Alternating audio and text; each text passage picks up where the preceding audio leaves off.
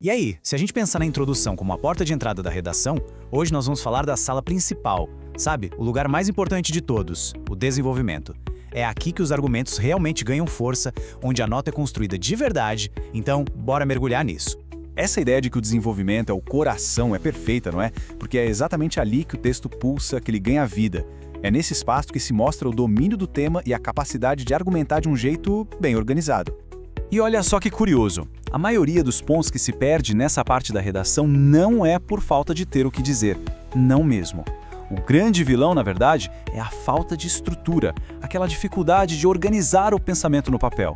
Mas é exatamente esse problema que a gente vai resolver hoje. A boa notícia é que escrever bem, no fundo, é uma questão de organização. E para isso, existe um método de 4 passinhos super simples, mas muito poderoso. Ele pode transformar parágrafos meio confusos em argumentos claros que convencem. Vamos ver como isso funciona? E aqui está o segredo. São esses 4 passos, a espinha dorsal de qualquer parágrafo de desenvolvimento que se preze. A gente começa com o tópico frasal, que é basicamente apresentar a ideia principal. Logo depois, vem a explicação, para a gente aprofundar o porquê daquilo. O terceiro passo é o exemplo, para deixar tudo mais concreto, mais palpável. E por fim, o fechamento, que amarra todas as pontas. Seguir essa ordem é o caminho para a clareza. Tá, tudo isso parece ótimo na teoria, certo? Mas vamos combinar que é na prática que a coisa acontece de verdade. Então, que tal a gente ver como esses 4 passos funcionam no mundo real? Vamos desconstruir juntos um parágrafo sobre um tema super atual. O tema que a gente escolheu foi o impacto das redes sociais na saúde mental. O parágrafo que vamos analisar já está aí, completo na tela. Dá uma olhada geral nele, sinta o fluxo das ideias. Daqui a pouco, a gente vai quebrar ele em partes para entender a estrutura por trás. Vamos começar pelo primeiro passo, o tópico frasal. Repara como essa primeira frase vai direto ao ponto. Ela já entrega o argumento principal sem enrolação. O uso exagerado de redes sociais aumenta a ansiedade. Pronto, quem está lendo já sabe exatamente sobre o que o parágrafo vai falar. Ok, depois de apresentar a ideia, a pergunta que fica na cabeça é: tá, mas por quê? É aí que entra o passo 2, a explicação. A frase seguinte responde exatamente a isso.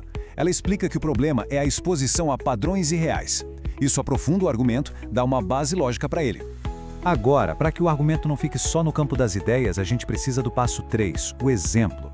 E veja como ele funciona bem aqui. Aquela ideia de padrões irreais se torna super concreta quando a gente fala de rotinas idealizadas e do sentimento de insatisfação. Isso conecta o argumento com uma experiência que quase todo mundo consegue entender. E para amarrar tudo, a gente chega no fechamento. Essa última frase é tipo o laço final. Ela junta todos os pontos, a ideia, a explicação e o exemplo, e reforça o argumento inicial sobre o impacto no bem-estar. Simples, direto e muito eficiente. Dominar a estrutura já é um passo gigante. Agora, vamos refinar ainda mais a escrita. Vamos dar uma olhada em alguns erros bem comuns que podem enfraquecer até um parágrafo que parecia estar bem estruturado. O erro mais clássico de todos é a falta de foco. Sabe, tentar colocar um monte de ideias diferentes num parágrafo só é a receita para o desastre. Só confunde. A regra de ouro é bem simples. Um parágrafo, uma ideia central. Ponto final. Isso mantém o texto limpo, claro e dá muito mais força para cada argumento. O segundo erro grave é ser superficial. É quando a ideia é só jogada ali, mas não é desenvolvida. Fica parecendo só a pontinha de um iceberg, sabe? Onde todo o resto do argumento fica escondido. Um parágrafo assim fica raso, sem a explicação e os exemplos que dão sustento para ele. E isso custa pontos preciosos. Então, como a gente faz para cavar mais fundo e garantir esse aprofundamento? A dica é usar 2 perguntas como se fossem ferramentas na hora de escrever. Por quê e como isso acontece? Elas meio que forçam a gente a desenvolver melhor a ideia, garantindo que o argumento seja bem explicado. Certo. Com a estrutura dominada e os principais erros em mente, vamos para umas dicas finais. São aqueles pequenos ajustes que dão um brilho a mais, que elevam a qualidade do texto, sabe? Melhoram o fluxo e a conexão entre as ideias. Pensa nos conectivos como se fossem as placas de trânsito do texto.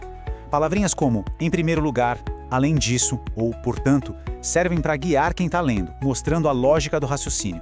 Sem eles, o texto fica todo quebrado, difícil de seguir. Outro ponto que faz toda a diferença: repetir palavras empobrece o texto, fica cansativo. Em vez de usar problema 3 vezes na mesma frase, que tal variar com questão, desafio, impasse? Um vocabulário um pouco mais variado não só deixa a leitura mais agradável, mas também mostra mais domínio da língua. E aqui vai um dos conselhos mais importantes de todos. De verdade, a meta não é impressionar com um vocabulário super difícil. O que a banca de correção realmente valoriza é a clareza do pensamento, é a organização, é a coerência. Lembre-se sempre disso. O simples bem feito é sempre mais eficaz. Então, para a gente fechar e recapitular o nosso método vencedor, a fórmula é essa. Primeiro, a gente apresenta a ideia. Segundo, explica o porquê. Terceiro, prova com um exemplo. E quarto, conclui o raciocínio. Essa é a base, o alicerce para qualquer desenvolvimento realmente sólido. No fim das contas, dominar essa estrutura do desenvolvimento é dominar a própria redação.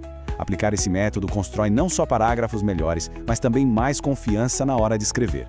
E com mais clareza e organização, o resultado natural é um desempenho muito melhor. A reflexão que fica é: como essa estrutura pode transformar a próxima redação que aparecer pela frente?